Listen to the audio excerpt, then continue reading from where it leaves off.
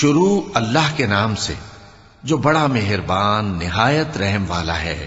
کوہ طور کی قسم اور اس کتاب کی جو لکھی ہوئی ہے کشادہ ورق میں، اور آباد گھر کی اور اونچی چھت کی، اور جوش مارتے سمندر کی کہ تمہارے پروردگار کا عذاب واقع ہو کر رہے گا اور اس کو کوئی روک نہیں سکے گا۔ جس دن آسمان لرزنے لگے کپ کپا کر اور پہاڑ سچ مچ اڑنے لگیں تو اس دن جھٹلانے والوں کے لیے خرابی ہوگی، جو بیکار باتوں میں پڑے کھیل رہے ہیں۔ جس دن ان کو آتش جہنم کی طرف دھکیل دھکیل کر لے جائیں گے اور کہا جائے گا یہی وہ جہنم ہے جس کو تم جھوٹ سمجھتے تھے۔ تو کیا یہ جادو ہے یا تم کو نظر ہی نہیں آتا؟ اس میں داخل ہو جاؤ اور صبر کرو یا نہ کرو تمہارے لیے یکساں ہے۔ جو کام تم کیا کرتے تھے یہ انہی کا تم کو بدلہ مل رہا ہے۔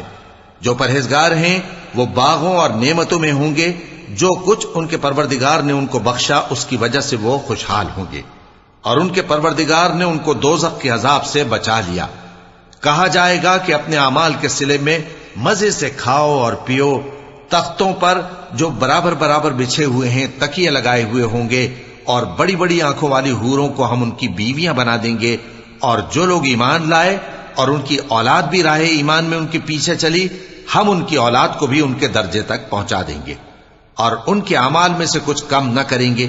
ہر شخص اپنے اعمال میں پھنسا ہوا ہے، اور جس طرح کے میوے اور گوشت کو ان کا جی چاہے گا ہم ان کو عطا کریں گے۔ وہاں وہ جام شراب کی چھینا جھپٹی کریں گے جس کے پینے سے نہ کوئی لغو بات ہوگی اور نہ کوئی گناہ کا کام۔ اور نوجوان خدمتگار جو ایسے ہوں گے جیسے چھپائے ہوئے موتی جو ان کے آس پاس پھریں گے، اور ایک دوسرے کی طرف رخ کر کے آپس میں گفتگو کریں گے، کہیں گے کہ اس سے پہلے ہم اپنے گھر میں اللہ سے ڈرتے رہتے تھے تو اللہ نے ہم پر احسان فرمایا اور دوزخ کی گرم ہوا کے عذاب سے ہمیں بچا لیا۔ اس سے پہلے ہم اسے پکارا کرتے تھے، بے شک وہ احسان کرنے والا ہے، مہربان ہے۔ تو اے پیغمبر تم نصیحت کرتے رہو، تم اپنے پروردگار کے فضل سے نہ تو کاہن ہو اور نہ دیوانے۔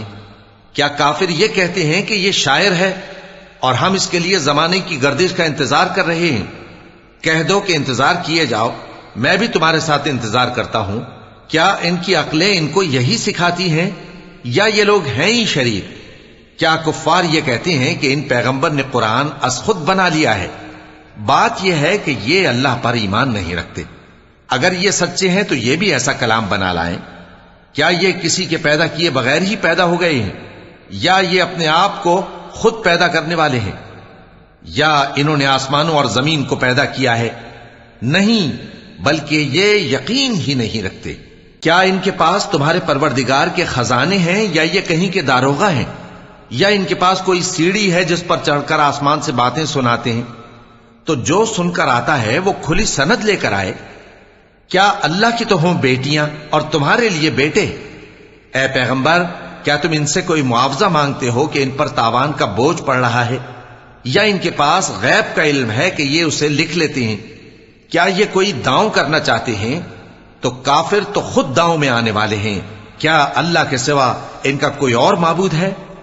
اللہ تو ان کے شریک بنانے سے پاک ہے۔